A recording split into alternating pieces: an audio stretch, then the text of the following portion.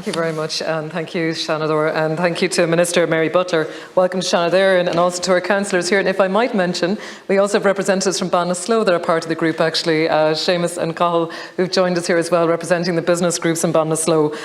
Minister, HSE came to the fore during the COVID crisis to support nursing homes with staff, PPE and oxygen, and I know those supports continue.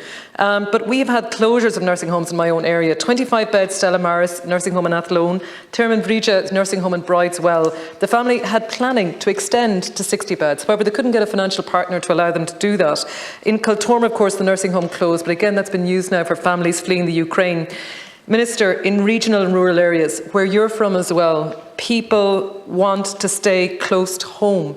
And the reasons being that they have visits from their family. And how can the family visit if it's all going to be private nursing homes, major providers with 100, 200 beds in the middle of Galway City, in the middle of Dublin, in the middle of Cork? What happens to all the people who are living in rural areas where their families cannot visit them? Is there any way that we can look, as a state, look at how we can support maybe networks of smaller private hospitals to support them coming together for maybe volumes and efficiencies and costs, that we could look at sort of supporting them in maintaining their premises in local areas, but then allowing, I suppose, efficiencies by coming together in terms of costs and working together around recruitment. I know that so many of our rural nursing homes support in terms of step-down facilities for our hospitals. Portiuncula University Hospital, you talk to the general manager there, the majority of patients are probably in their 70s and 80s.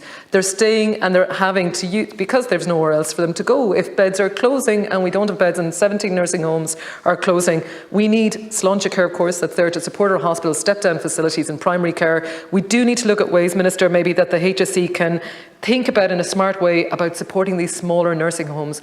Otherwise, we lose them. We lose them in our rural and regional areas, and we're left with these major, and I know very necessary, larger nursing homes, but in really city centre locations more than likely.